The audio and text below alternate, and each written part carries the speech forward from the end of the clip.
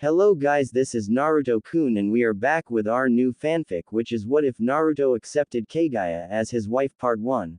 And if you enjoy this fanfic, then please press the like button and please subscribe to the channel. It motivates me to upload more fanfic like these for you all. Now let's start the fanfiction. In the early days of my life, I had little to nothing to be happy about. The fact was that I had no choice, no freedom, not a single reason to wake up in the morning to say that I was going to have a wonderful day.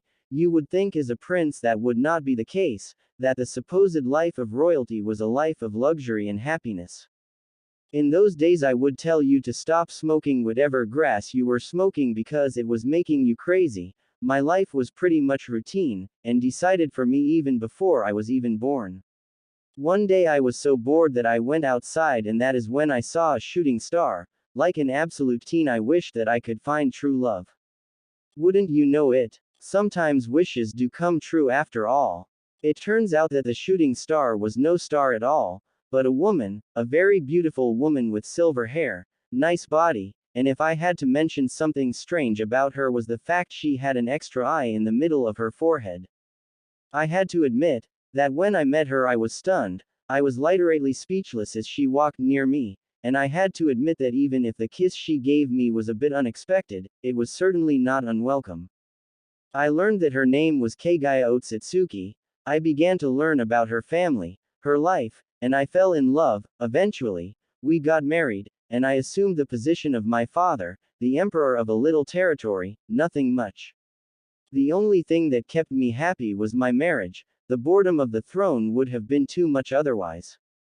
The fact is that I didn't even realize when a neighboring kingdom decided to try and invade mine. We had been friends for generations, and I even played with the current emperor as kids. We were childhood friends. Kaguya didn't like the fact that my once childhood friend wanted me dead, and so she told me to accompany her to a very special tree. In truth, I had thought she simply wanted me to take my mind off the fighting between my territory and the kingdom of my former best friend, but no, she took me to the single largest tree I ever was seen.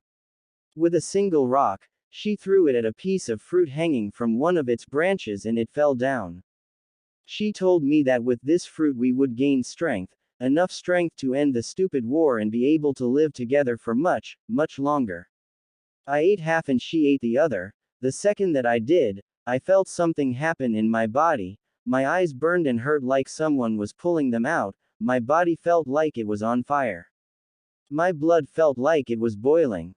As I woke up, my head had been resting on her lap. She smiled at me. She told me that now we were ready to end this conflict once and for all. We actually did. We trapped the enemy in an eternal illusion, an illusion that would in theory grant whoever was trapped inside it their most desired wish, their deepest desire, the thing they would not even tell someone. Since my former friend was in that illusion, I basically became the emperor of the world, like I needed that when my wife actually told me she was expecting, and I would soon become something much more challenging and something that made me that much happier, a father.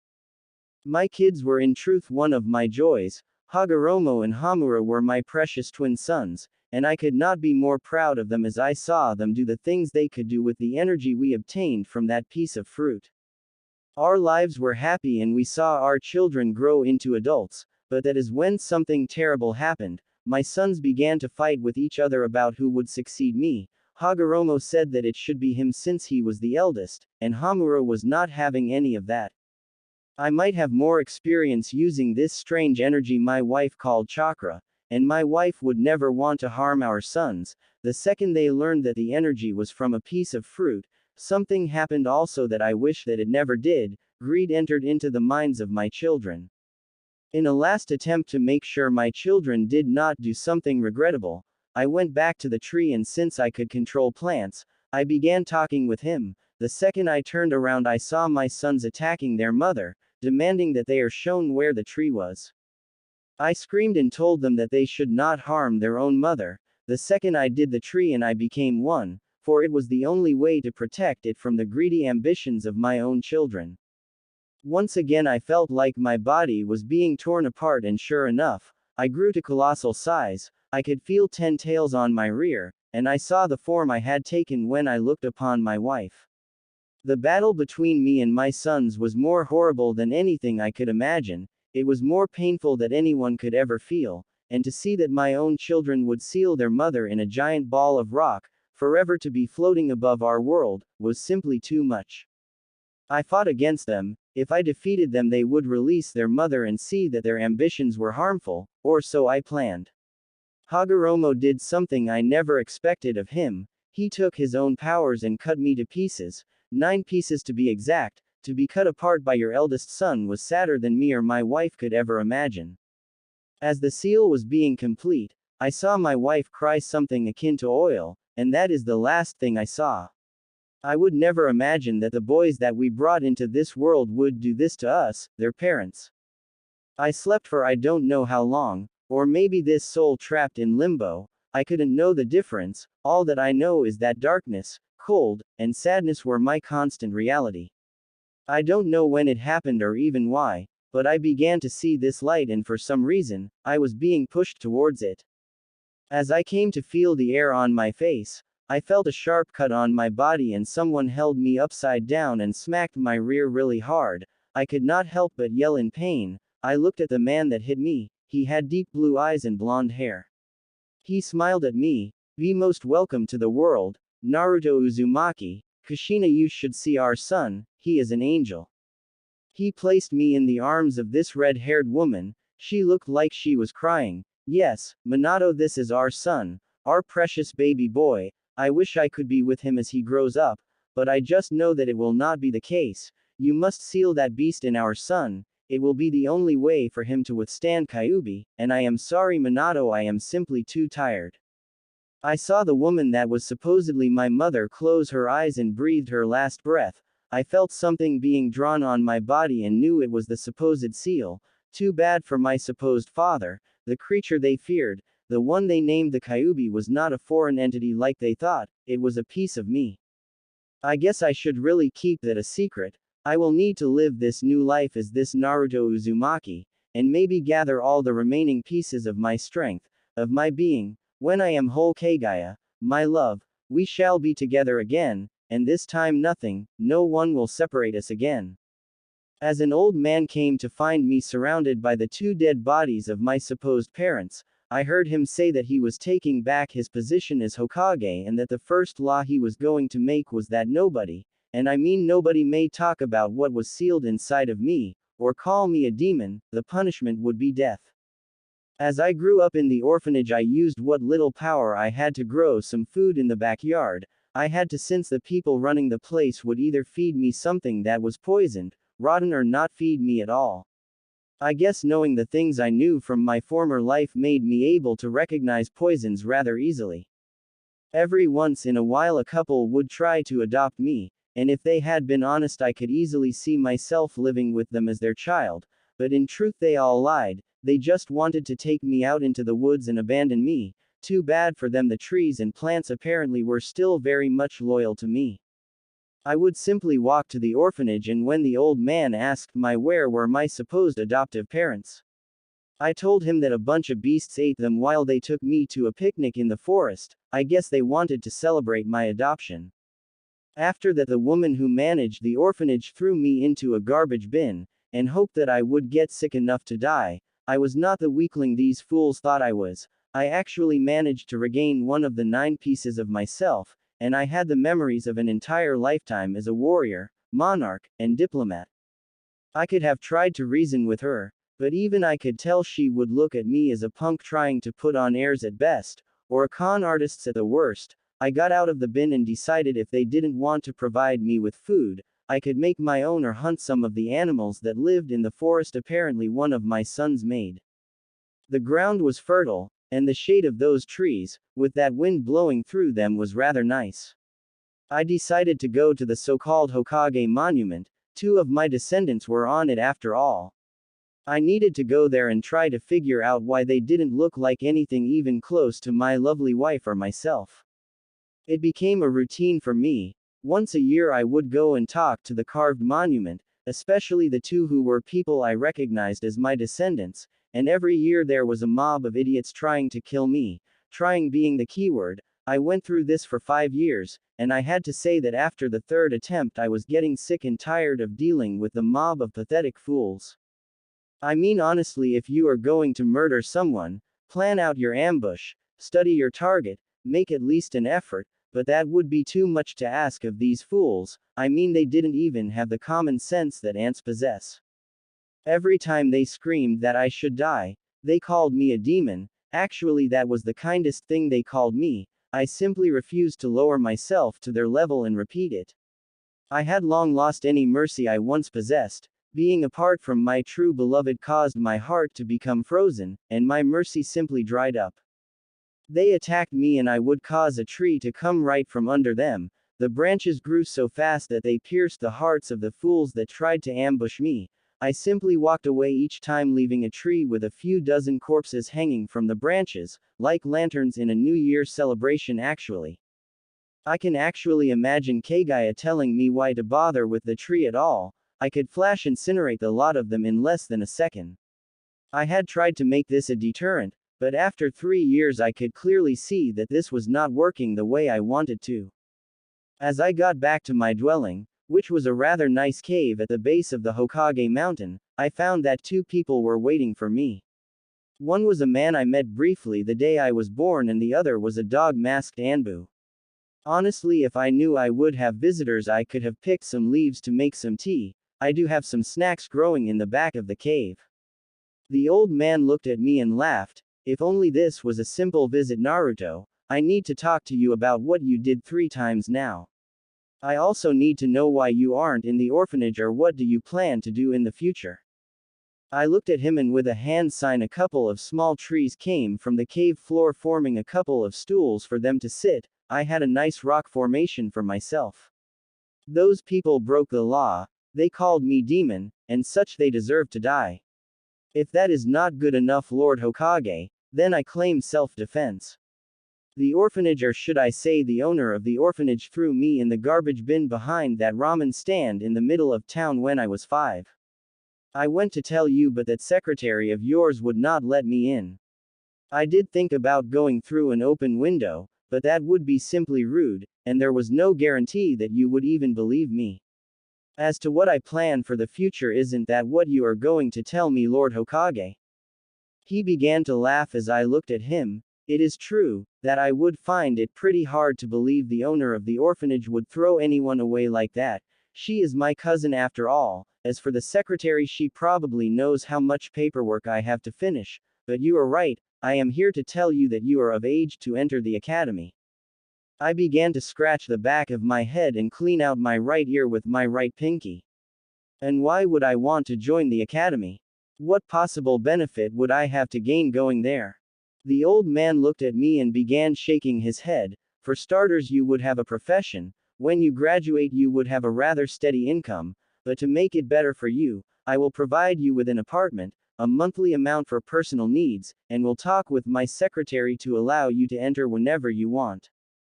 I was not buying this charade. A kid would be gushing with smiles and gratitude, but I was no kid. No matter how much old my body was, he still considers me the container of the 9 tails. He has no clue that I had absorbed the so-called tailed beast and regain a portion of my power. Make it so that I have access to your private library and the ninja library. To add to that, the apartment would be best if it was in the Anbu residential building. That would make it easier for them to keep an eye on me and would reduce the number of people I would have to end up killing. Do those things and you got yourself a deal. The old man began to nod his head. Most kids aren't as level-headed as you are, Naruto. Alright, I agree with those conditions, but is that really all? Knowing that the supposed teachers in the academy could be blind with hatred to treat me fairly, I decided to look at the dog-masked Anbu. If for some reason the academy decides to give me a failing grade, and I fail to become a ninja, I want the right to pack up my things and do whatever I wish with my life. My decision, and you or anyone else cannot interfere with what I decide. The old man got off the stool and walked towards me with an open, and after a handshake, we had an accord. Looks like I need to get ready for tomorrow, since tomorrow is my first day at the academy. The next morning I was not happy at all. I guess it would be too much to ask that people didn't stare at me like they seem to be doing. All my gear and clothes were stuff I either repaired or modified to fit me from stuff I took from either bandits or stuff people threw away. Thank goodness those bandits also stole hundreds of rolls of cloth, leather and other things I would need. The Hokage was honest when he said I would get a nice apartment, and it was rather nice. He did set up a monthly sum of money to my name. That is true. The part that he didn't mention that most of that money would be gone if I did something is to buy something as extravagant as an apple or a roll of toilet paper. I was something that made me even angrier when I saw the price tag on the apple stand, and I walked over to where it was and brought this to the attention of the cashier.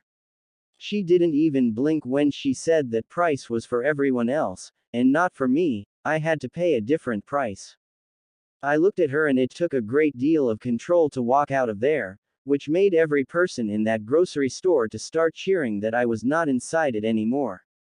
I went to a nearby forest and using my chakra I caused an apple tree to grow. Honestly, I had half a mind to take a bag of these much nicer apples, take them to the manager of that grocery store and telling him and the cashier that they could shove them where the sun don't shine, free of charge. I walked to the academy and the staff pretty much told me to get out, that a creature like me had no place in a place of learning. I ignored them both and walked down a corridor. I wrote the number of the classroom I was assigned the night before. I had 2 apples with me, wanted to make a good impression on my teachers. As I reached the door I knocked on the door. Nobody came, so I knocked on the door a little harder. Again I was ignored. Now I was angry. I began to bash my fist against the door and the door broke free from the door frame and came crashing down on the classroom floor. The teacher had his hair in a ponytail, and had a scar on his face that ran across his face, right at the bridge of his nose. Yes, can I help you, young man? As you can tell we are in the middle of class and do not have much time to spare. I took out the letter written by the old man, and I was angry enough to make a ball with the letter as I wrapped it around the apple, and I threw it at him. He, of course, caught it like it was nothing major, opened the letter and began to eat the apple as he read the letter. The second he got to the part where he saw the signature he looked at me. He told me to come stand near him. I am sorry, Naruto, I was not told I would have a new addition to my classroom. Class 1 have some news before we continue our lesson. The young man near me is our new classmate. His name is Naruto Uzumaki. Please make him feel welcomed. As for what we have covered, I am sure you will catch up in no time, or I could ask our class representative to help you to catch up. At that point a pink-haired girl stood up from her seat. I would not give that thing a bucket of piss if he caught on fire. You either catch up on your own or fail. Don't expect any favors from me. I guess this would constitute the warm welcome I just heard about. It's not like I would ever depend on them in the first place. I waited till my teacher actually assigned me a seat, and wouldn't you know it, it looks like I was given a seat in the middle row of the class. I didn't want to make a scene, so I decided to walk towards the seat, but apparently someone tried to trip me up and cause me to fall. Instead, I gave the idiot a sharp kick to the leg and walked over to my seat. I sat down and began to listen to the lecture I had interrupted. If I had to describe the lecture in one word, that word would be boring.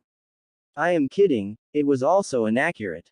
I didn't want to disrespect my teacher, so I kept quiet about the glaring mistakes he made in his lecture. The history I knew better than he did, and the theory was nothing that you would call surprising. Yes, it really pays off to have spent the previous night reading up on things that have been either discovered or found since my last time living as the emperor of my domain. I didn't like how my beloved was portrayed, however, and I felt a little pride in what my eldest was said to have done. After the lectures, we were told that we would have practical lessons with another teacher. Iruka introduced his fellow teacher as Mizuki, and he would be the teacher in charge of teaching practical skills. I threw him another apple, and in contrast to Iruka, he glared at me and then at the apple, before he threw it back at me. I heard him say that he would not eat anything I could have easily poisoned, or maybe he was saying that my touch was poisonous. I couldn't hear him very well since he whispered what he said. I didn't care. I took out a kunai and began to eat the apple as he began his lecture on practical skills. He even showed up how to throw a weapon. Everything from shuriken to kunai is a matter of fact. I found his lecture held quite a few hidden insults being thrown at me. I guess I know which portion of the class one will not do so well at. The guy that sits right next to me in class was a guy wearing glasses and was not someone that you would accuse of being one that liked to chat. His name was Shino, or so the bugs that were in him told me. The guy seating behind me was a guy that was named Sasuke, and from the way people treated him, he was the crown prince of this village, and he acted like he expected it. The other guy that was seating right next to me, with what I call a pineapple-looking haircut, was if anything by my opinion on how he behaved a slacker. The seating arrangement did not change even in the open field where our practical lesson would happen. I, of course, was singled out and asked to throw some kunai at the targets that Mizuki pointed at. He probably expected to humiliate me, and make it look like I was inept. I threw all the kunai he handed to me, in such a way that they hit the target's dead center. The targets were dummies and each dummy had circles carved on the surface. It was a circle that showed where the most vital points to hit on the human body. I, of course, knew this very well. I fought in a war after all, and killing an enemy was certainly not something I was unfamiliar with. Mizuki called it beginner's luck. Told me to sit down and called another student. The next one after I was the pink-haired woman that had been ever so kind to me before. She, of course, missed every single of her targets. I mean the woman who I came to know as Sakura missed the targets because her kunai didn't even reach the targets. She did complain that throwing the kunai at a target at such distance was harming her fingernails. I wanted to tell her that this was a ninja academy, that if she was so concerned with her looks, that maybe she should enroll in a modeling academy instead. I didn't, of course, because that would be lowering myself to her level. The woman who sits right next to Sakura was a girl that she clearly didn't like Sakura, even more than I did. As a matter of fact, Sakura tried to trip her and cause her to fall. Her name was Ino, and unlike Sakura, she actually managed to hit 3 of the targets Mizuki was pointing at. I don't know why I did it. One guess is that these two were so pathetic that I actually felt sorry for them. I walked over between the glaring match between Ino and Sakura. I looked at them both and they stopped glaring at each other and chose to focus their glares on me.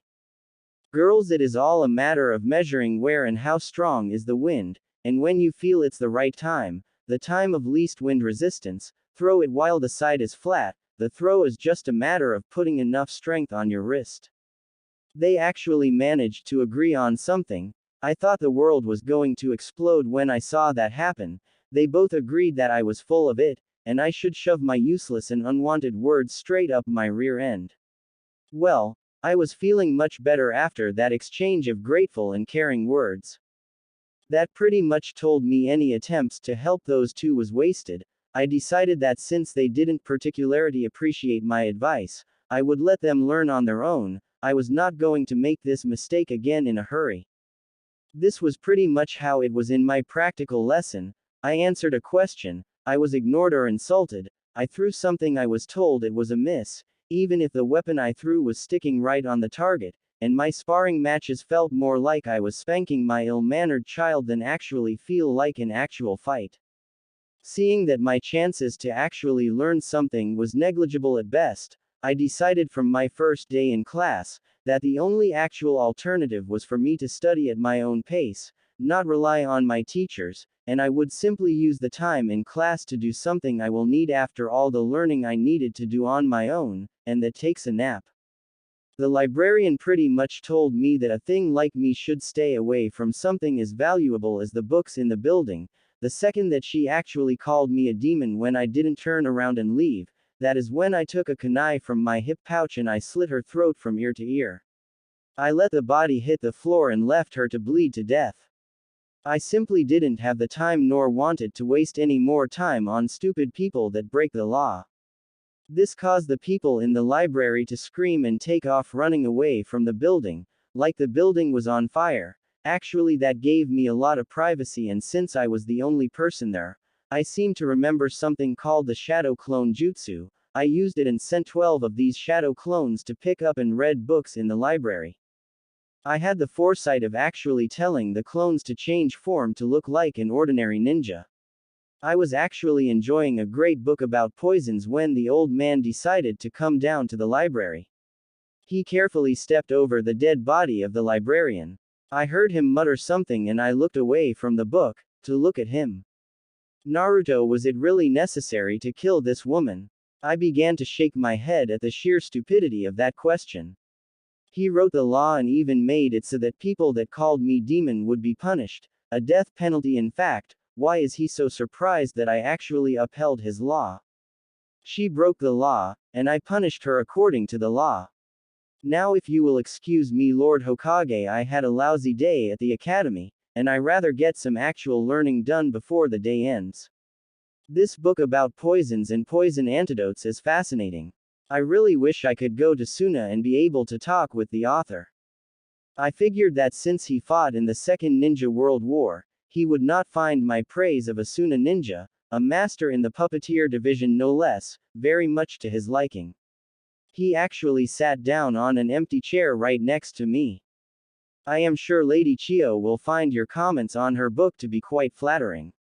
Now that you said that, mind telling me what happened in the academy to make your current foul mood? I looked at him and began to shake my head at him. I was not in a foul mood at all. Bored to tears maybe, but how is that me being in a foul mood? Let's see, the staff pretty much told me to get lost. I had to knock down the door to my classroom for my teacher to even notice that I had been knocking on the door. My seat is right between a slacker, an emo, and a boy who spends more time reading about bugs than actually pay attention in class. To top it all, my practical lesson was impractical and I was insulted by my fellow classmates throughout the lesson. I looked at him and he was just nodding his head. So you see, I have absolutely no reason to have any negative reaction to the things that happened to me at all. I had a sunny day of friendships, kind words, considerate teachers, and to make matters even better, a very nice and helpful librarian that was more than willing to help me.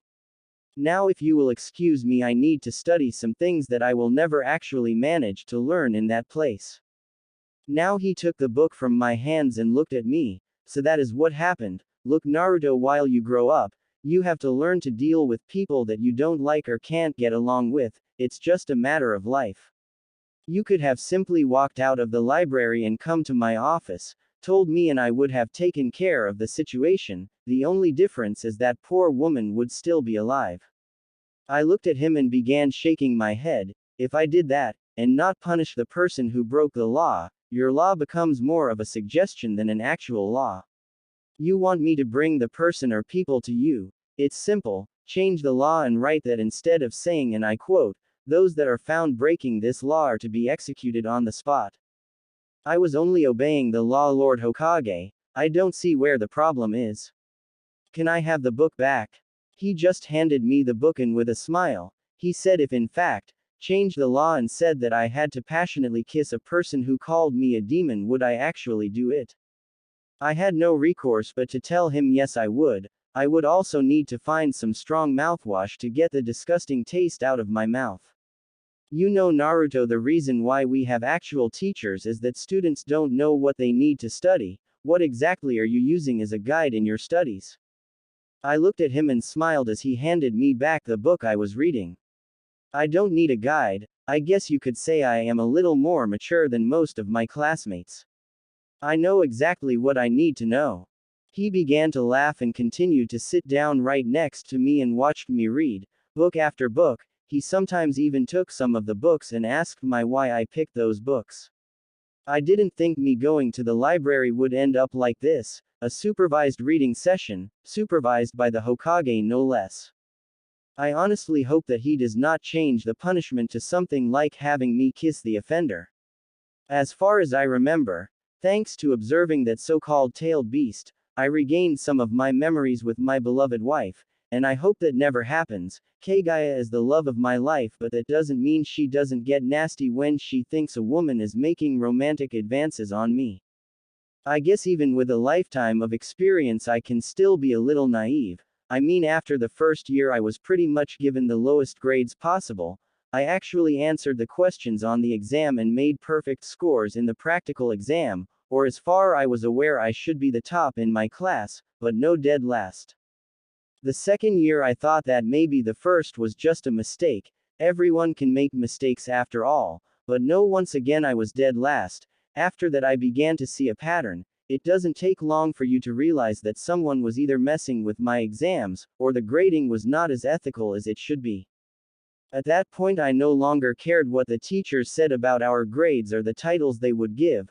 I took naps in class, did my bare minimum in practical skills, and spent all my energy reading and practicing out in the forest of death.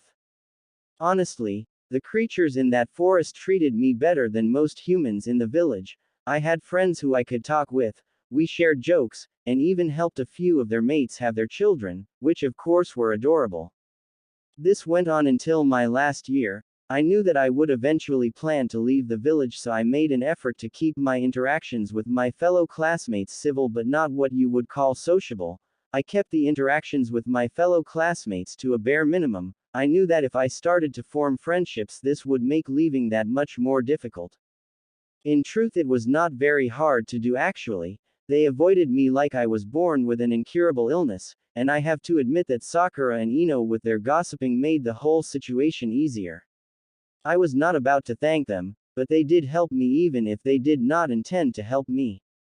I was expecting that on my last grade one would be given the title of dead last once again. I was secretly dreading the very idea, to think that I would have to be on a team with people I can barely stand, to serve and protect this place that made my life such a hell. I guess I should not be that negative. Hell wouldn't be as bad as the village they called Konoha. I had another name for it, but I rather not say it. You can't imagine my relief when they began to call the names of my classmates and each one of them walked over to the large table and picked up their leaf headband. Everyone got a headband but me. It took some real discipline and control for me not to jump up from my seat in sheer joy. I went to the front of the academy and hanging from one of the large trees was a swing set. I decided that since I would never swing on that thing ever again, I decided to sit on it. I began to think about what I would plan to do next. I knew that I needed to collect the other pieces of my soul, and maybe one day finally is reunited with me, beloved wife. I looked up and saw the moon shine through the clear sky. One day we will be together again, my love, and this time nobody will separate us again.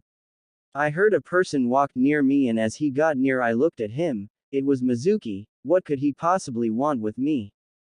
I am sorry, Naruto. I know you always do your best in my lessons. You really wanted to graduate, didn't you?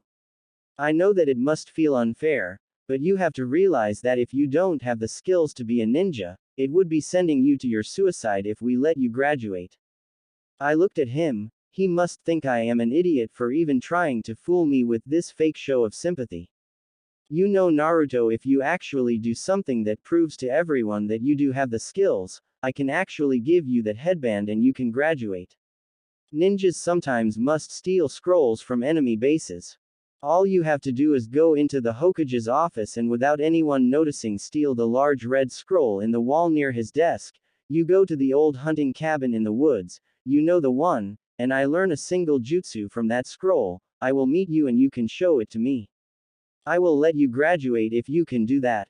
I began to nod my head. I got up and began to let the fool think he had succeeded in tricking me. One of the things I gained from absorbing the Nine Tails was the memories he possessed, and one of the memories pretty much told me I was not stealing anything at all. The Forbidden Scroll, as they call it, was initially property of the Uzumaki clan. In fact, most of the things in it were things the Uzumaki clan developed.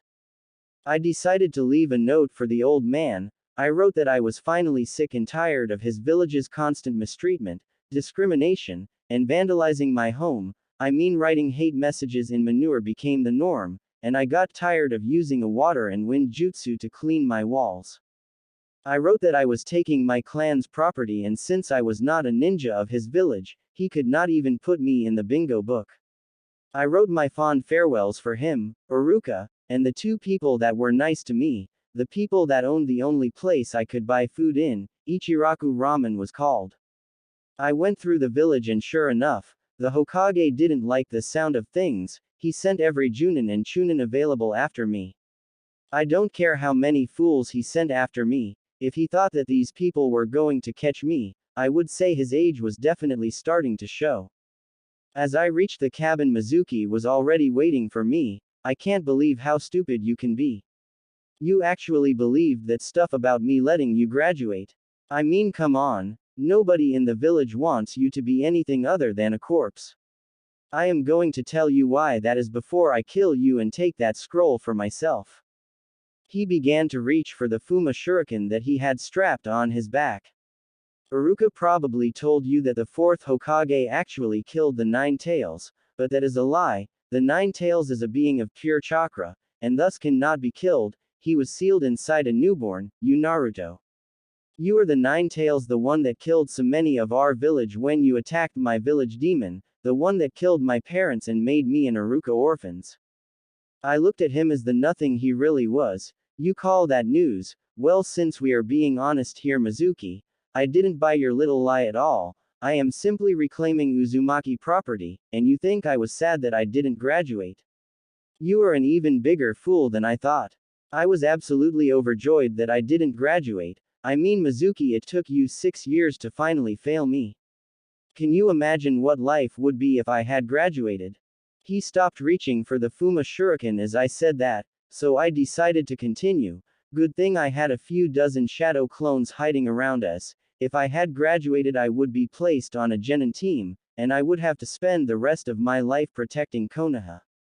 Can you imagine how miserable my life would be? Me having to defend that shithole for the rest of my days. You have any idea how much it took to keep from jumping out of my seat in sheer joy after Iruka told me I failed? Had you told me that and I could show how I really felt, I would hug you. That is how happy I was. I am not a ninja, so they can't place me in the bingo book, or send Hunter Ninja after me. You fail me. You think you actually harmed me. I could not keep it in any longer. I began laughing like an absolute maniac. I was just so happy that I could not contain it anymore. You think I would want to spend my life defending that dump? I can't thank you enough, Mizuki. You failing me set me free. I am free at long last. Mizuki looked at me and began laughing too. Well, if you feel that grateful, demon, why don't you just give me the forbidden scroll as a thank you present? I guess this idiot will never realize that I am not the little punk he thinks I am. If he honestly thinks I am handing him over this scroll, he is beyond delusional. He is crazy. I looked at him with a sneer and I activated my eyes, which pretty much told all the shadow clones around us to get ready to strike. This is Uzumaki property, you fool. You think I will let you have it? I was not willing to let that dump you used to call a village keep it. Do you want it? You are going to have to take from my cold dead fingers. He jumped and threw the Fuma shuriken. I caught it like it was next to nothing, and let's face it, to me it took next to nothing to do something this simple. I faced far worse than this. I began to twirl the large shuriken in my hand and smiled at him. You are going to have to do better than that, Mizuki. He began screaming that I was a useless punk, that I would never be able to defeat him. You are a punk. Not even a genin, I am a chunin. It would take an army for you to defeat a ninja of my caliber. I took the Fuma shuriken and placed it inside a seal I had carved on my belt. Funny you should say that. You want an army?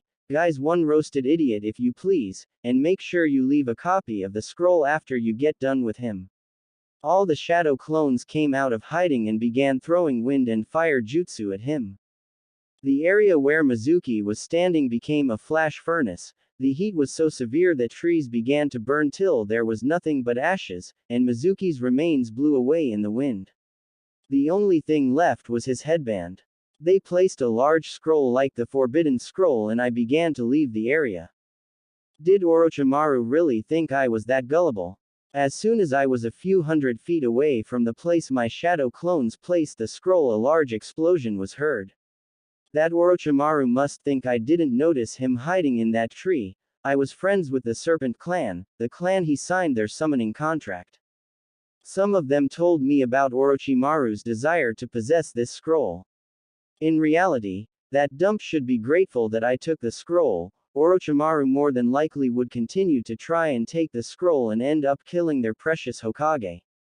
I once again was expecting too much from that village. My plan was simple. I would go away from Konoha and go to the place I knew two more of the pieces of my soul was. I had two so-called tailed beasts. I was finally free to begin my hunt to reclaim the pieces of my soul, and nothing was going to stop me. I was going to be together with my beloved, no matter the risk, no matter the difficulties ahead. The trip to Iowa was productive as I kept killing one bandit group after another. I even managed to repair some of my clothes and gear with the stuff the bandits had. My clothes had changed enough that the people of the village would never even be able to tell it was me anymore.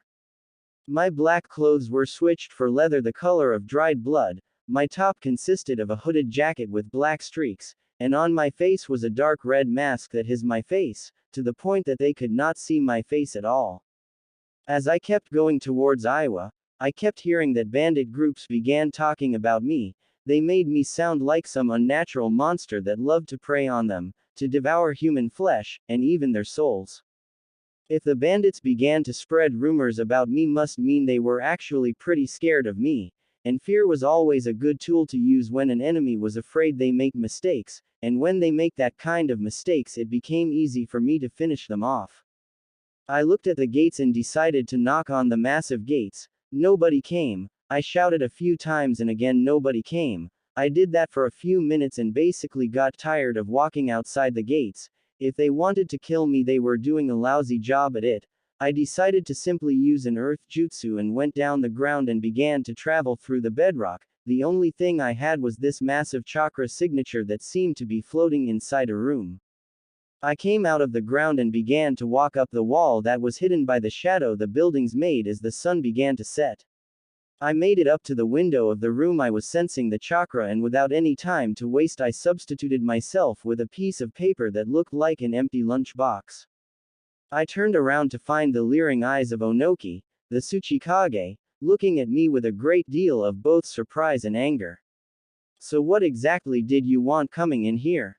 Try and kill me. You know I may be old, but I have not been a cage all this time simply because there was no one else to take this hat. I am more than capable of taking care of a punk like you, so tell me what you came here to do and maybe, just maybe you will get to live. I asked if I could sit down first. He did tell me that it would make little to no difference, so he allowed me to sit down. Thank you very much, Tsuchikage. I had a long trip getting to your village only to have your village gate guards ignore me. My feet were aching and I thank you for letting me sit down. He floated down to his seat and began laughing as he finished hearing what I said. So you mean to tell me you knocked, and tried to enter the village like a civilized person, and when you got tired of being ignored you came like this? You didn't come to kill me. Since you know who I am, and wanted to get in this village this badly, mind telling me what you wanted in my village? I looked at him and smiled. Actually I came to meet you. You see, I finally got out of that prison. I prefer to call it a shithole, that most people call Konoha. I was pretty much hated in that dump, and even though I have the skills to be a ninja, they flat out flunked me out of the academy. I need a place to live, a place to earn a living, and much nicer surroundings. Figured that since this village pretty much feel the same thing I feel about Konoha, we could become fast friends, even welcome me with open arms. He began to laugh and agreed with my description of Konoha. He floated near me, and over his own desk. So you hate that place too? Mind telling me why would I welcome you with open arms? What exactly makes you so special? I looked at him and smiled. I am the son of your most hated enemy, the fourth Hokage, the yellow flash of Konoha, and the most deadly Anbu in that dump, the red habanero, the red fox Anbu. I thought that you might want a person who was a seal master and could do the flight of the thunder god. He threw a kunai at me trying to kill me. I threw one myself and block his kunai, and why shouldn't I kill you? I couldn't help but to laugh. I told him because we feel the same about Konoha, we both hated the place. I heard Onoki laughing and looked at him. I tried my best to look as serious as I could. Give me a break. Why would the son of the fourth Hokage hate the village his own father died defending? Your mother was the single most loyal Anbu they ever had. You want me to believe you? You are going to have to explain that. I couldn't help but shake my head. You keep calling that place a village. To me it was the worst prison I ever heard of.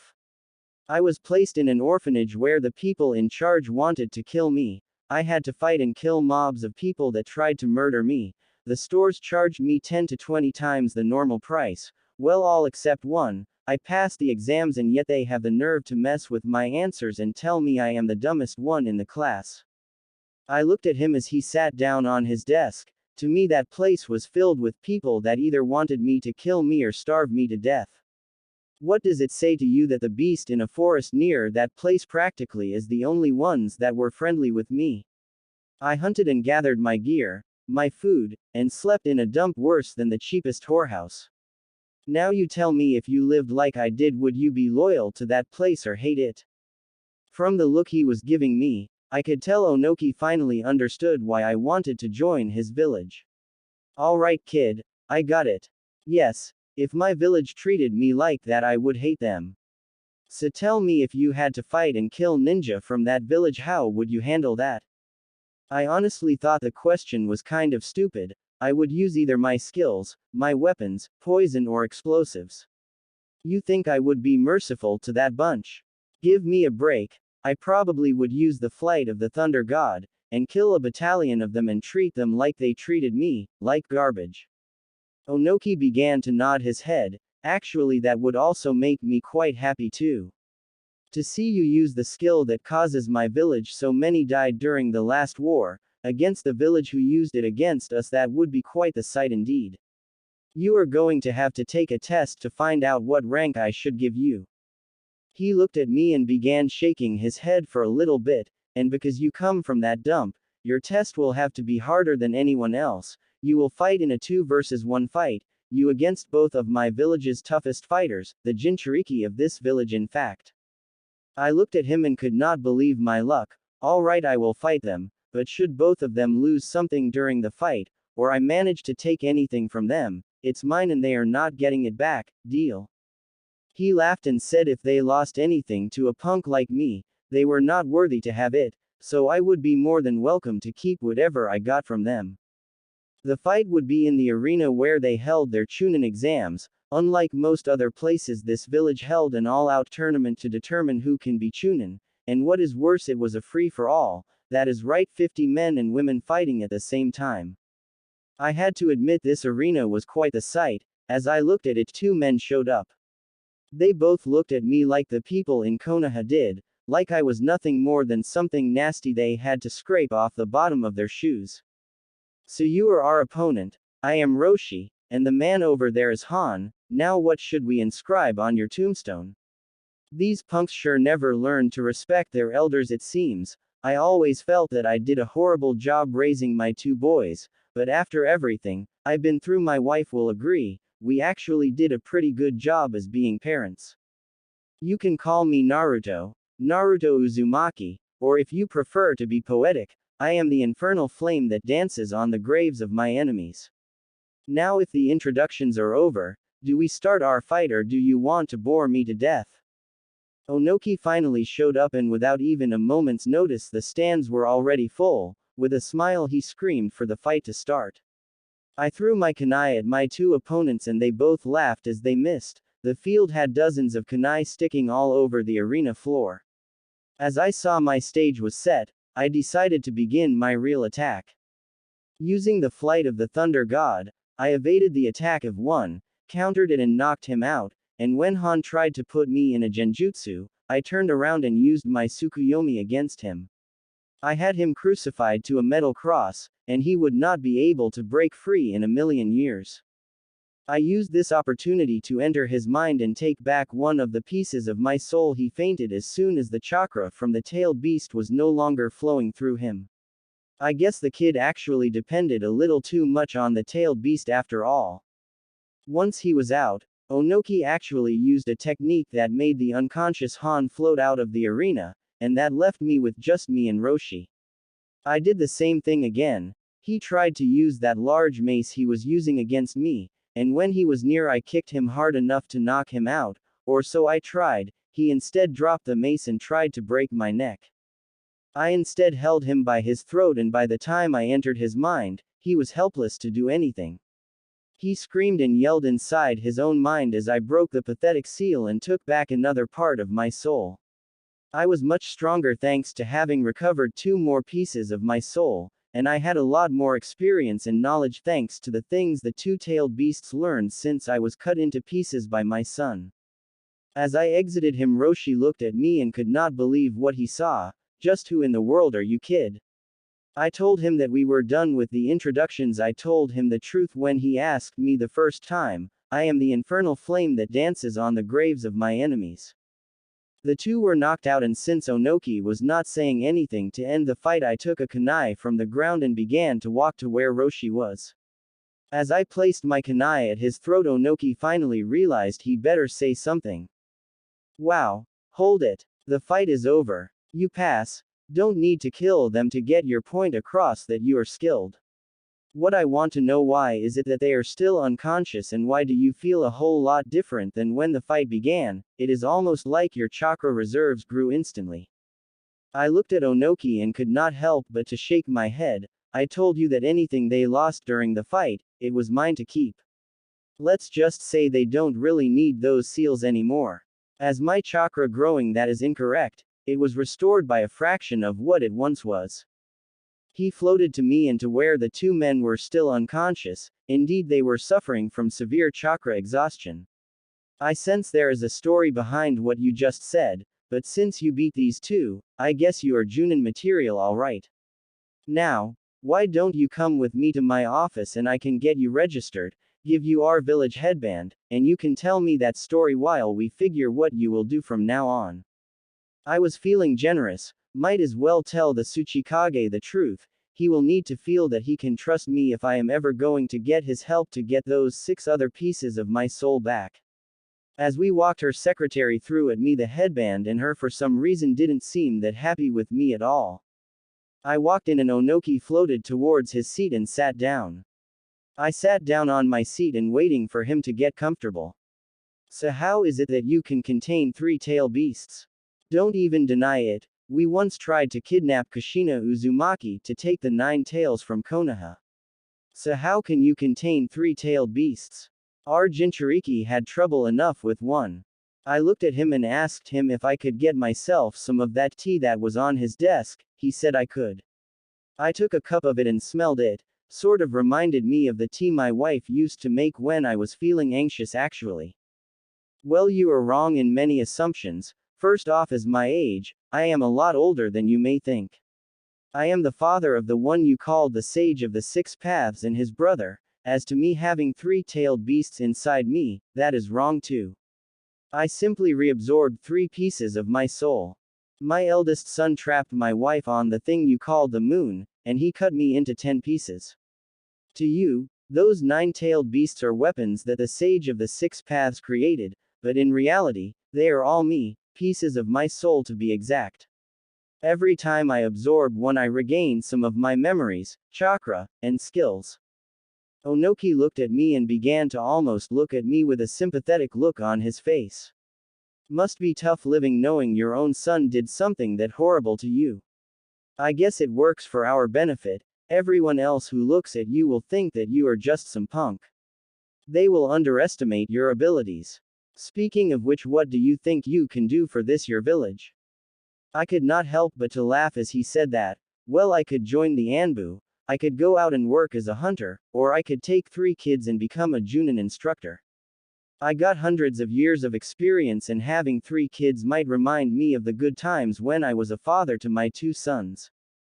He laughed as he served himself a cup of the same tea I was drinking. I know the feeling all too well. I used to be a father too, once upon a time. A person with your experience and strength would be wasted in Anbu or as a hunter. Instead, I think you are right, you would be better as a Junin instructor. As it happens, a class of kids is graduating from the academy tomorrow. I looked at him and he stopped sipping his tea. I will take those 3 kids, and teach them harshly but fairly. I will not accept excuses or slackers. Keep that in mind when you assign those kids to me. Being a ninja is not for the weak, the lazy, or the unprepared. He began to laugh as he began drinking his tea again. It seems we will get along rather well. It is nice to meet a person after my own heart. Who knows, maybe you will find a lovely young lady and have some kids here. I asked where was I going to live. He threw at me a key and a piece of paper with an address. I got up from my seat and began to walk towards the exit. I am sure this village has some beautiful young ladies, Lord Tsuchikage, but I am already spoken for. My lovely wife Kaguya is waiting for me, maybe one day we will be able to settle and build a home here. I walked out of the office with the headband tied firmly on my head, and I looked at the secretary still glaring at me. For some odd reason this secretary felt like I should know her for some reason. I got to admit that he walked towards the apartment was interesting, to say the least. I found several grocery stores with rather nice prices, an equipment shop that had all the tags and healing supplies I would need. The weapons shop was a sight to see, with all those weapons and armors hanging from the racks. I walked over to the apartment building and realized that the key was just to enter the building. Every apartment had this square metal plate right beneath where the number was. I walked over to the one that was written on the note and touched it, and sure enough, I felt like something had pricked me with a few needles. I looked down and saw the plate had indeed sent 3 needles into my hand and retracted into the plate. I touched the plate again and the door opened the second that I sent chakra to the plate. Well, at least I know my things will be secure, and I will be able to sleep without anyone bothering me. Just how long are you going to follow me without even bothering to introduce yourself? I felt someone behind me as she came straight out of the ground.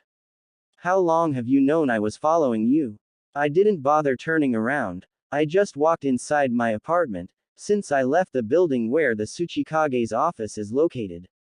Are you going to tell me who you are? Or do I have to take that information from your mind the hard way? She began to laugh as I said that, and I mean really laugh. Her form changed to reveal something odd. She looked like a mixture between a Venus flytrap and a woman. Half her body that looked like a human was white and the other half was black. My name is Zetsu, and I came here to steal those 2-tailed beasts that you took from Han and Roshi. You stole my prey, why shouldn't I be angry? I don't know how you did it, Uzumaki, but I will give you a chance to give them to me, and the 9 tails or I will kill you. I looked at her and began shaking my head. I guess you didn't believe the story I told Onoki then. Kurama, Son Goku and Kokuo don't exist anymore, so you can't have them, they are back to where they came from, me. I don't know who sent you after the pieces of my soul and I don't care. I will regain all the pieces of my soul, I will use my power to free my beloved wife from that prison they call the moon, and I will destroy anyone or anything that tries to get in my way of achieving my goal. My beloved Kaguya shall be free, we will be together again, and nothing will stop me from achieving that, not even you. She looked at me and began to laugh. If you are the husband of the rabbit goddess, then tell me something only the two of you would know. I walked over to the kitchen and sat down on a chair in the dining room. A thing only I and my wife would know. Well, there was something nobody knew. When my wife was pregnant with our 2 sons, she had a strange food craving. She wanted hard-boiled eggs pickled in honey and served with this cream made out of mustard seeds. That is when she immediately pulled me up from my seat and hugged me. I was caught completely by surprise and tried to push her away from me till I hear her cry. It is nice to finally meet you, Daddy. What the bloody hell? This person threatened to kill me and now she was calling me Daddy. Mother will be very happy to hear that you are still faithful to her after your rebirth. You don't need to worry about me, Dad. I am working with a group that I am using to do exactly what you are trying to do, to free Mom from the moon. She walked away from me and changed form again to look like the secretary. I often leave a shadow clone to cover for me when I go looking for the other tailed beasts. Don't you worry, Daddy. I will help you get back those pieces my elder brother cut from you. You will find gear, clothing and other things in that closet over there.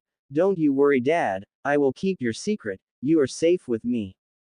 In the next morning, I was dressed in my Junin armor, I had my headband tied on my head, and I had a quick and easy breakfast. I jumped out of the window in the apartment building and began jumping from roof to roof till I reached the building where I was going, the academy.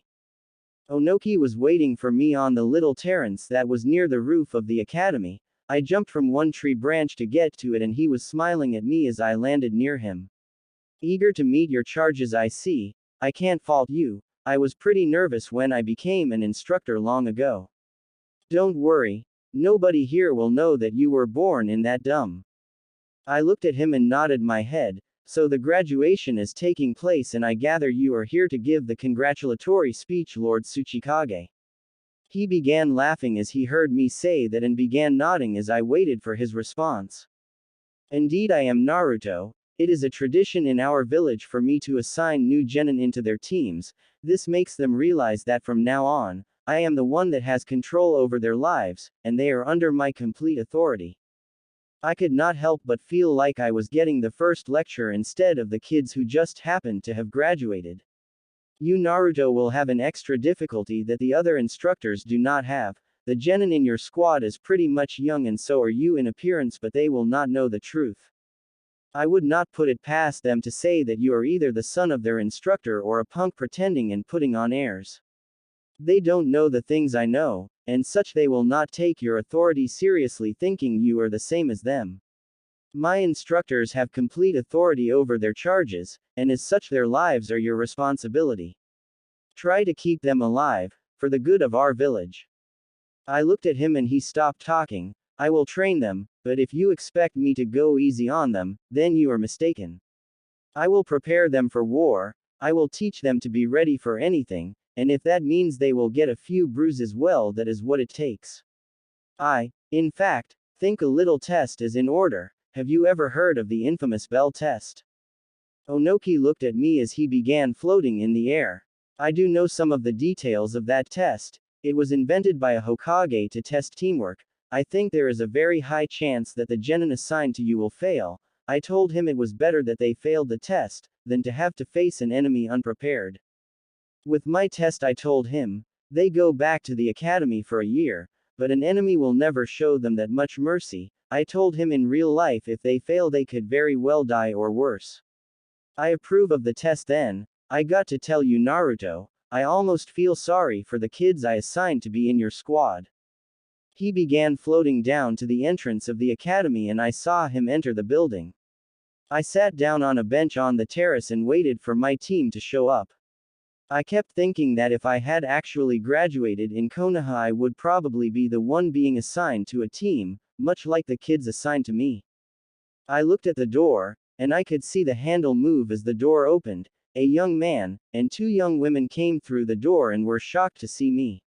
So you lot are my team, come on kids, sit closer to me, I don't bite. The three genin came and sat on benches near where I was seated. They actually kept their distance from me and I could see the confusion in their eyes. I guess a brief introduction is necessary. Let me give you an example. My name is Naruto Uzumaki. I have a few things I like. I have a lot of things I don't like and my dreams are obviously none of your business. The look they gave me the second I finished my introduction practically screamed one thing. They were all thinking that the only thing they got was my name.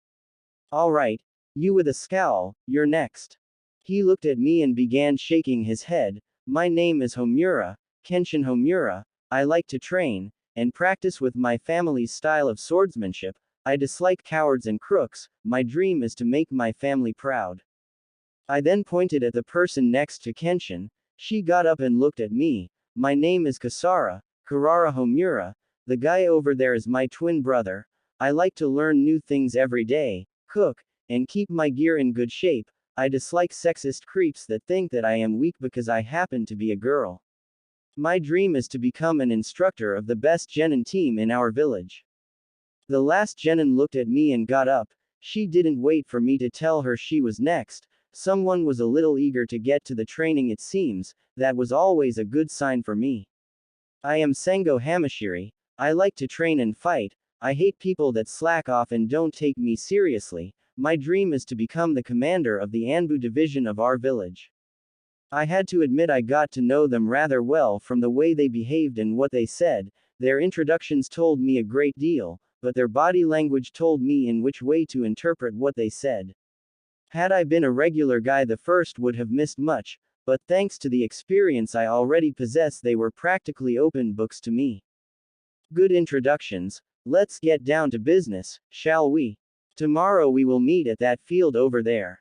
I got up and pointed at a field that looked like it was used for practice and training. The training dummies made the field easy to identify. You each will take a single test from me. The test is to see how ready you are to begin serving our village and the Lord Tsuchikage. I would highly suggest that you skip breakfast tomorrow. This exam is not going to be easy, and if you eat breakfast, this exam might cause you to throw up. Any questions? Sengo was the first to raise her hand. I nodded my head, telling her that she could ask her question. When are we going to hear your real introduction, instructor? We would like to know your likes, dislikes, and dreams for the future as well. I looked at her and saw that she was already trying to behave like we are equals, and to see how far they could get away with. I looked at her and then at the others. Let me add a little incentive to this test. If you pass the test tomorrow, I shall do just that, but only if you pass. I will meet you on that field at 6 in the morning. You better not be late or you shall be punished. I shall tell you the details of the exam when we meet tomorrow. That is all. Dismissed. They all turned around and began to walk towards the door, and I sent chakra through my ears and began to listen to them talk as they walked down the ladder towards the ground floor of the academy. It seems they were complaining a lot more than they dared when they were in front of me. They complained about how young I looked, and one even said that I clearly was not that experienced at all. It seems the twins don't have faith in my abilities, or the fact they think I am no better than they are. Sengo told them to shut up, that they would learn how strong I was when they met me on the field. She said that actions speak louder than words, and no amount of complaining was going to change that.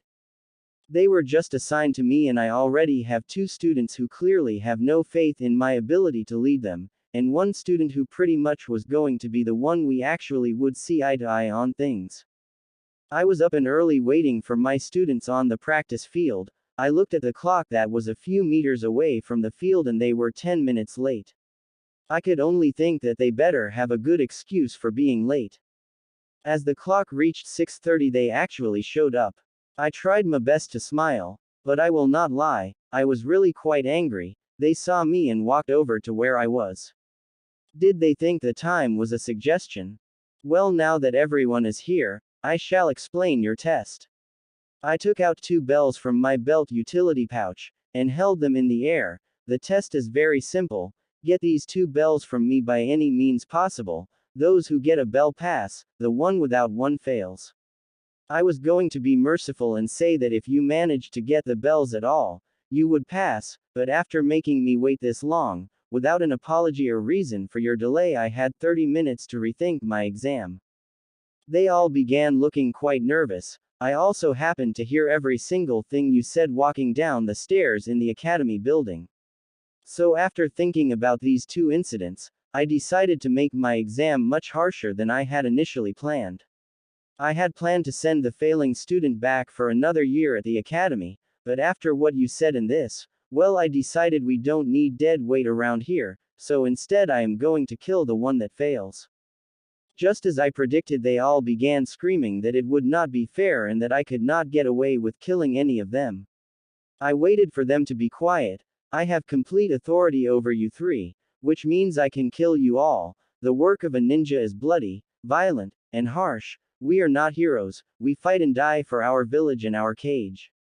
You have 30 minutes, and the time started when I first said bell. I actually had a shadow clone tell them all this, and now that he finished, it disappeared in a cloud of gray smoke. They must think it was a smoke screen. I had taken a spot to look at them and listen what they had to say, far enough for me to listen, and far enough so that they would not detect me. Great. Just great. You had to say those things yesterday, didn't you, brother? Guess what? He might look our age, but the guy looked dead serious when he said he was going to kill one of us, and he was looking at me when he said it.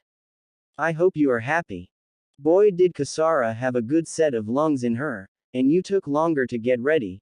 Don't cry to me. He was upset that we were late, sister. I told you we should be there 30 minutes early, but no, what did you scream at me from inside the bath? Girls take longer to get ready. I hate to say it, but Kenshin actually had a point. Too bad that point was on top of his head. Look, he was placed in charge of us, so he must be a Junin, but he is still a guy. he must be as horny as the rest of the guys in our class, so here is what I suggest, me and Kasara here will try to find him, seduce him, and while we keep him busy, you Kenshin take the bells. Whistle when you got them, and then we will run away from him, he will chase us and we will toss the bells between each other when the time runs out, he will have to pass us. Kasara probably is nodding her head, why go through all that? Why don't we simply knock him out? Again Kenshin had no faith in my abilities it seems. Because we are not the worst student in our class, you or brother the guy is a Junin, if we don't work together we have no chance against him, great plan Sango, but how do we seduce him? We aren't wearing things that would be good for that sort of thing. Kenshin began laughing, you guys got all you need for that, what does a horny teenager like more than a little TNA? I heard him get slapped by the two women in his team, had I been a normal teenager I would have agreed with Kenshin, but since I am an adult and a parent, I had to say the girls had every right to slap the idiot the way they did. I made a shadow clone look like he was standing in the middle of the park, and he was reading a copy of the bingo book. I waited for a little bit, and saw my shadow clone chasing after them, they indeed were throwing the bells between each other, but my clone actually managed to get the bells a few times, he was then tackled by one of them and threw the bells to someone else. When the time ran out, my clone disappeared and I received the memories.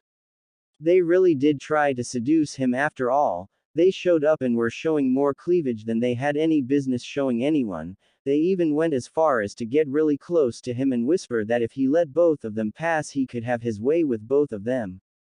My clone tried to get free from them pressing their bodies against him, when he realized that Kasara actually took the bells from him, once she did and he heard a whistle they both took off, and that is when she threw them at Kenshin, after that the test got turned into a much more physical version of hot potato. Like I said my clone sometimes got the bells and then I heard him being tackled, but it was until I saw the memories of that clone that I realized that it was the women in my team doing the tackling.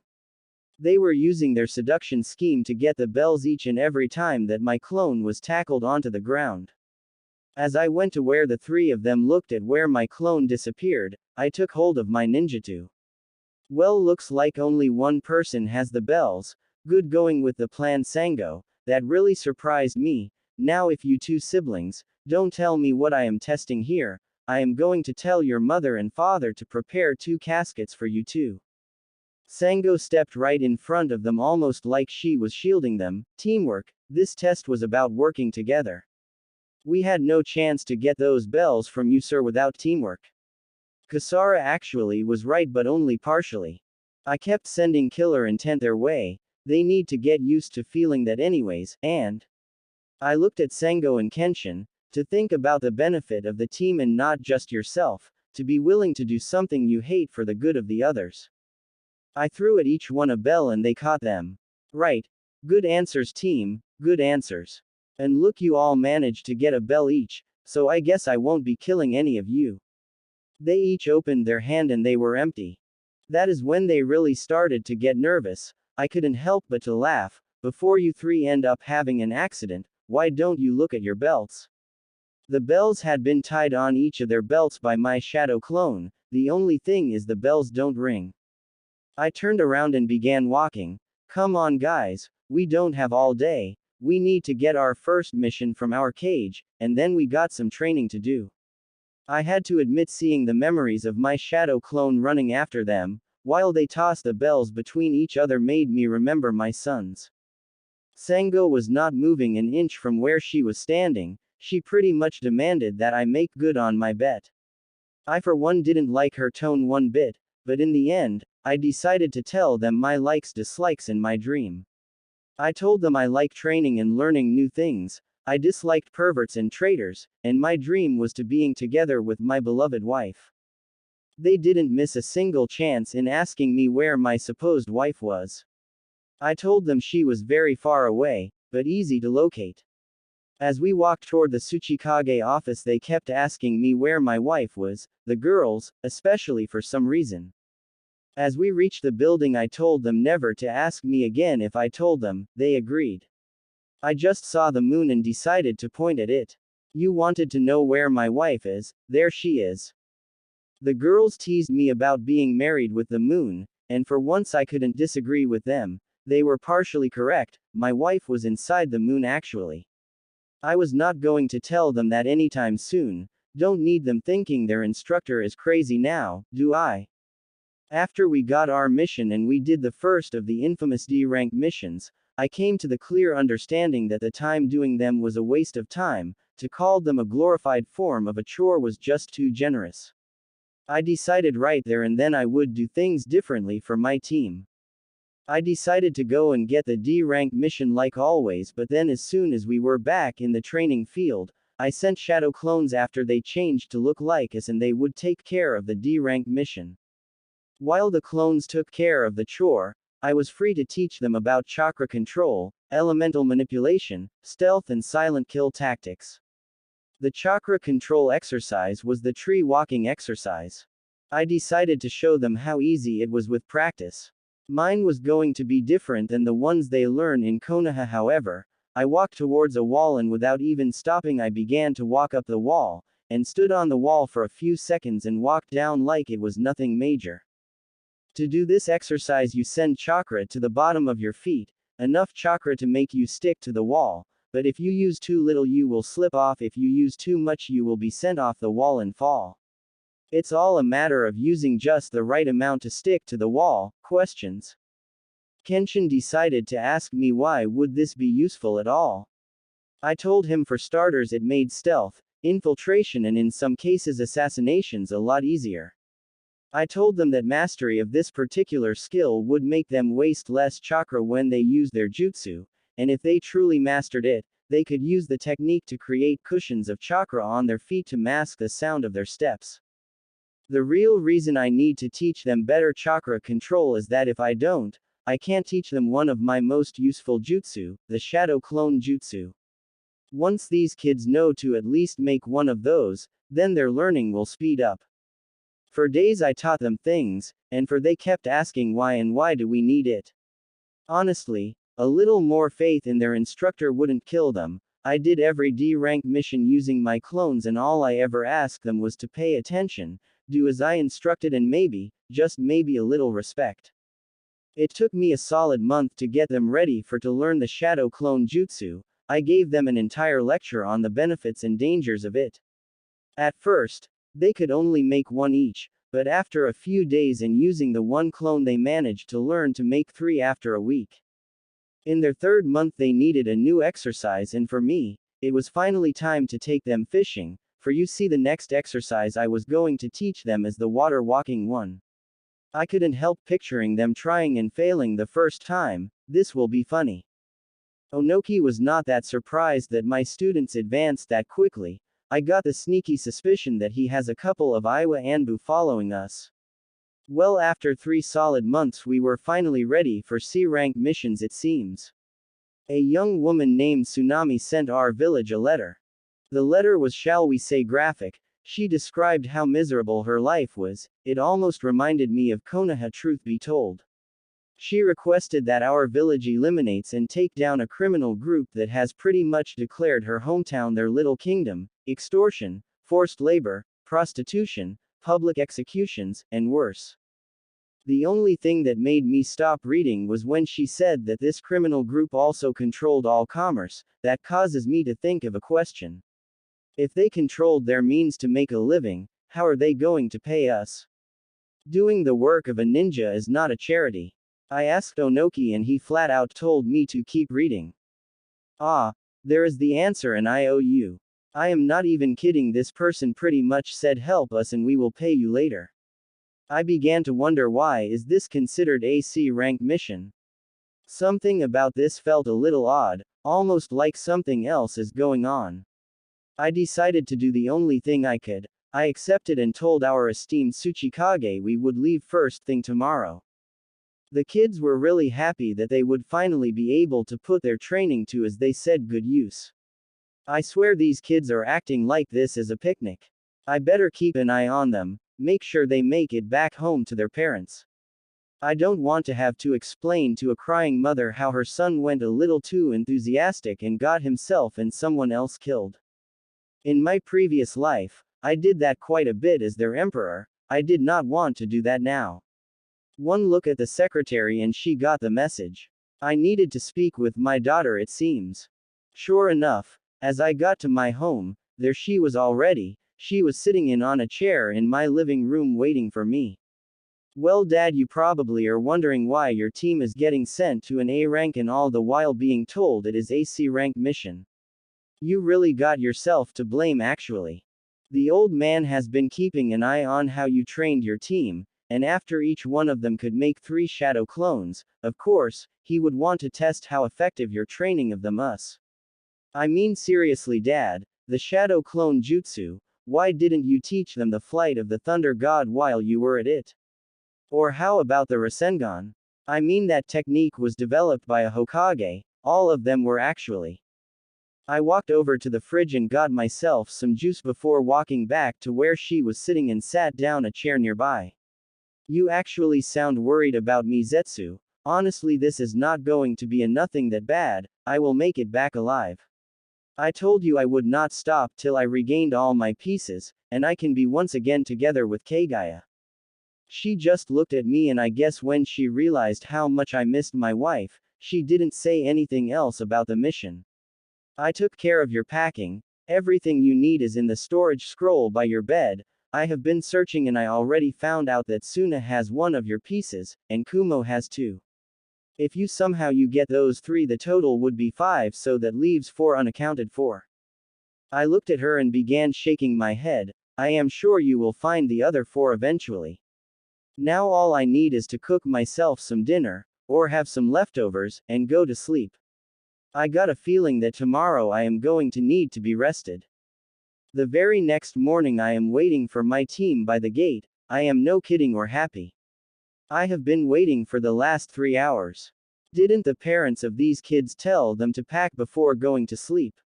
I cooked breakfast, cleaned my dishes, done some laundry, and even managed to rearrange my closet, or I would have if I didn't have to stand near the gate for this long feeling like I am a frog on a log.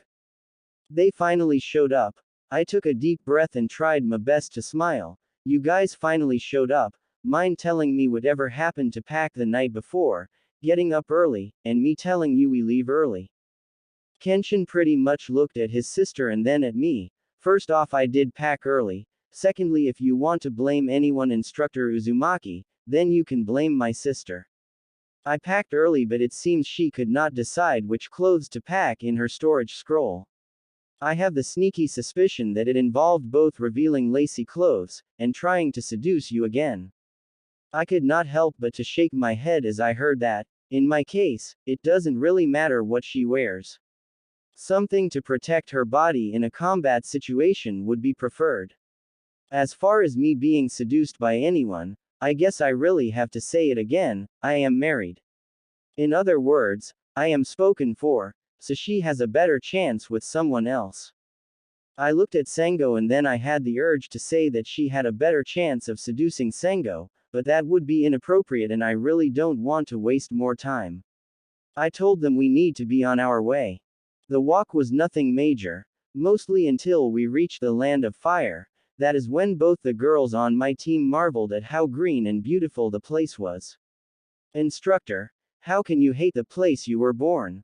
This place is beautiful. The flowers, the grass, the trees, the streams, I mean, we had to learn the water walking exercise in a pool. I could not argue with Sango, she did have a point. I would agree that this land is beautiful. The fish in some of these rivers are delicious, and so are the fruits that grow on some of these trees, vines, and other plants. That, however, does not mean Konoha is the same. I hate that dump. Couldn't be happier to see it burn to the ground, and stop smiling because I mean it. As Sango looked around us, she said that she wasn't smiling. I told her I was telling the 2 nitwits that decided to make a puddle genjutsu right in the middle of this land's dry season. That is when 2 people came out of the genjutsu and they appeared to be wearing clawed gauntlets that were chained together, and they were both women. They clearly took offense at me calling them nitwits because they made a beeline for me. I decided to hell with it. I made a large Rasengan and blew them apart without even trying. My team just looked at the pieces of their bodies scattered all over the place, and then looked at me. Hold on, you know an attack like that. When are you planning to ever teach that to us? I told Kasara the answer to these questions without turning around to look at her. I said that when they got better at their chakra control, I then decided to ask her, why do you think I've been so keen about chakra control exercises? The rest of the trip was rather quiet, a little too quiet. Something doesn't feel right, and that is when I heard something that made me wonder if I could ask Onoki if I could muzzle one of my students. Kasara looked ahead of us and screamed with glee, what a cute like white bunny. Wait for a second, it's summer. If that rabbit still has white fur, it means, everyone get down now. Thank goodness they actually listened as a sword came flying directly in the path where they were standing. That rabbit has been raised indoors. They shed their white fur at the end of winter. I looked at the man standing on the sword, and the second I saw him I remember seeing him in the bingo book. I was looking at the one and only demon of the mist, Zabuza Momochi. Nice showy entrance, Zabuza, but mind telling me why did you try and kill my students and not focus on me? I was the one that killed your two little peons. He flat out said that it was just the smart thing to do, to focus on the weaklings of the group. That made my team go from afraid to incredibly ticked off in about a second. Kasara and Sengo looked like they wanted to rip him a new air hole. Guys, relax, I go this, so the great and mighty Zabuza reduced to a common thug, how have the mighty have fallen? Leave the kids alone, and come fight me instead, or are you too chicken to try? It was kind of hard to tell with that facial mask, but I think his face actually turned purple for a second there. He jumped down and took a swing at me with his sword. I began throwing my kunai at him, and wouldn't you know it, they actually thought that I had such terrible aim. You talk the talk, but once I fight you, you have thrown 12 kunai at me and not managed to hit me once. I guess you were right. I should have focused on you. The kids would have given me a better fight than you. The idiot really didn't understand, or he didn't pay attention. I was actually preparing the field to use one of my father's techniques, but I also had to say that I was a little distracted with the people watching from behind the trees that were a few dozen feet from my students. I need to teach them better detection skills at some point. I took another kunai and with a single hand sign I used the flight of the thunder god. I went from one kunai to the next, cutting into Zabuza. As I did so, I went from one kunai to another at least 3 times each. Zabuza was cut into so many pieces my students looked at me and collectively said damn. I put my hand up and all the kunai came back into my open hand. I am glad that you are impressed, but also watch your language. You are not from Konoha. We don't use that language in our village, we are actually civilized. That is when Sasuke came out of hiding, when Sakura came marching to where I was. Looks like dog never taught them to hide properly or ignore an obvious taunt. You are one to talk, Naruto. You are from Konoha, and where have you been? The Hokage has been sending people to look for you. I smiled as she mentioned that. Alright, it was a fake smile, but still she wouldn't know the difference. I would say that I am touched, but not really. Hello, Emo, Kakashi. Who is the albino that looks like he forgot what emotions are, and who is the drunk? The pale kid walked over to me and looked at me still with that emotionless look on his face. My name is Sai, and the man who you quite correctly assessed to be a drunk is our client Tazuna. He is the bridge builder from Wave. Kakashi decided to follow Sai, it seems because he looked at me and told me with the way he moved his head that we needed to talk in private. I looked at my team and decided to nod in agreement, but not before telling my team something. Okay, team, I need to speak with the Konoha instructor for a bit. If his team tries to get fresh with you, you have my permission to beat them up, just don't kill them. As I walked over to where Kakashi was waiting for me, he was shaking his head at me. I was pretty much wearing standard Junin armor. Granted, it was black with a few red highlights, but I don't see why he is staring at me like that. Naruto, where have you been? After your class graduated, we went looking for you. Apparently, someone left a message saying that they were you and you took the forbidden scroll. Iruka, of course, thought it was Mizuki trying to steal the scroll himself and blame you for doing it. I couldn't help but yawn as he said that. We actually went to that hunting cabin in the woods looking for you. We thought that you must be pretty sad and wanted some time alone. You can imagine my surprise when we found Mizuki blown to pieces from an overly large explosive tag. You were nowhere to be found. Before he continued, I rather put this entire explanation of his to rest, and once the village heard that I was more than likely blown to pieces right with Mizuki, they built a giant statue to their hero Mizuki, and celebrated for 2 solid months the very notion that I was finally dead. Kakashi was quiet a little bit, whispered something. I had to ask him to say it a little louder. Well, you are wrong. They didn't build a statue to Mizuki's honor, and they only celebrated for a day, 2 at most, but they were fined for doing so later. The last part of that comment I didn't believe. To me it was more believable that the writer of Ika Ika finally declared himself gay and being in love with Orochimaru since they were both genin. As you might recall, Kakashi, I did not graduate, which means I was a civilian. That means that I had every single right to leave the village and find a better place to live in. I did. The idiots in the academy failed me on purpose and graded every test incorrectly. Just because they will not acknowledge it doesn't make it any less true. I went and met the Tsuchikage and took an exam to determine my rank within the ninja of his village. I passed, and now I am a Junin instructor of Iwagakure. Those 3 that you saw with me are my students, and where have I been? Training and doing D-rank missions with my students, something I imagine you've been doing too. Kakashi saw me walk away from him and tried to grab my shoulder. I took hold of his hand and pushed it away. Do you have anything else to ask me? 'Cause I need to find out who that drunk is and go to wave with my team. I don't have time to waste chatting. He looked at me and I swear he was almost looking rather sad. It was either that or amazing acting skills, and I mean award-winning acting skills. Do you have any idea where the 9 tails or the Forbidden Scroll are? Yep, acting. He is missing a golden opportunity making movies. The scroll you call the Forbidden Scroll is actually the property of the Uzumaki clan, and since I was the last living member of that clan in that village, it was my property. I didn't steal anything at all, I just took what was mine before leaving. As for the 9 tails, I did something my father, the 4th Hokage, did not or could not do. The 9 tails are dead. I absorbed it into my body. In layman's terms, I ate it, and it was delicious. So Konoha may try and kill me, but they will never be able to use the 9 tails again, cause it not longer exists. Now, like I said, my job as a Junin instructor in Iowa is not as laid back as yours apparently. I need to take care of things. You want to chat, dog? Then we can chat when I have some free time, but that time is not now. I walked away from him. I could feel him following me. You must be Tazuna. Don't worry, we were hired by your daughter. We have been given clear instructions to eliminate Gato and his criminal group in its entirety. Come on, get up. We have long ways to go to reach your town. You are safe now that we are here.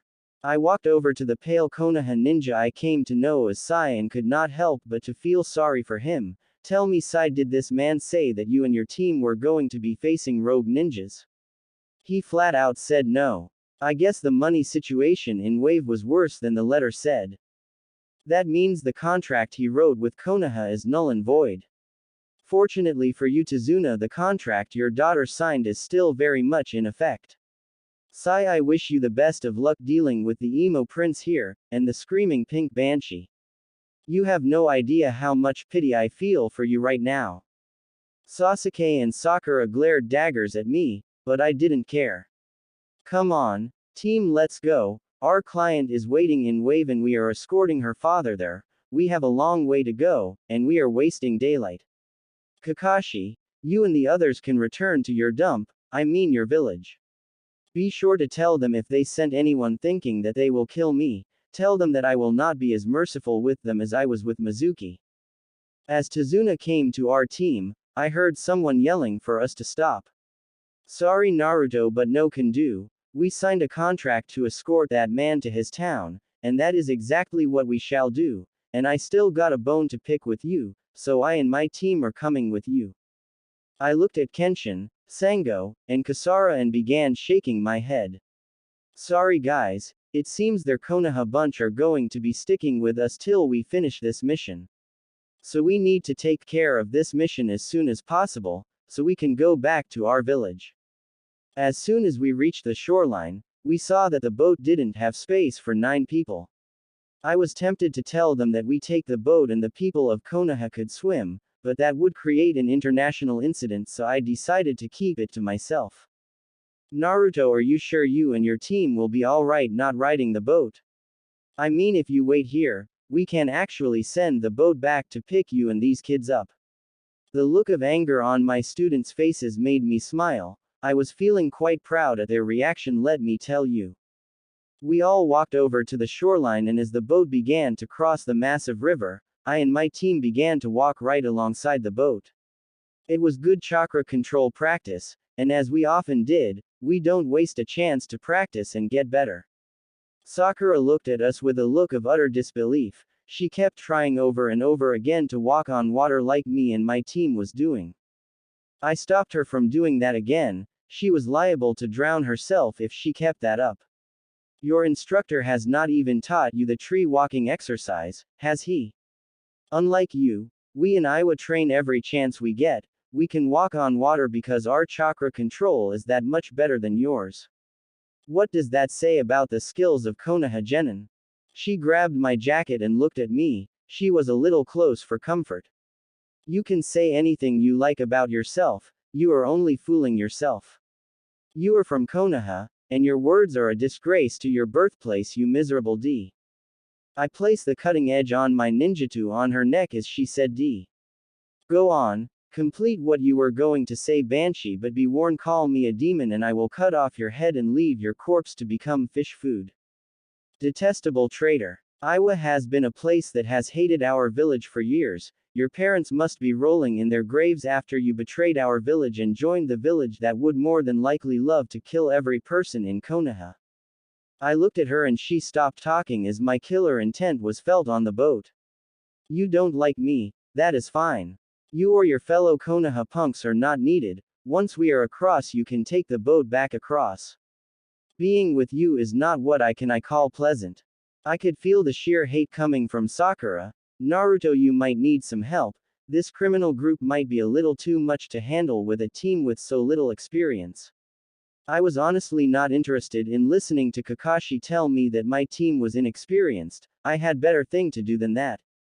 I saw a strange light on one of the columns and sure enough, I found a rather crude explosive device. The time was set for a couple of hours. I told me, students, to look as I began to disarm the explosive, explaining to them the entire process and how to identify each part of the bomb.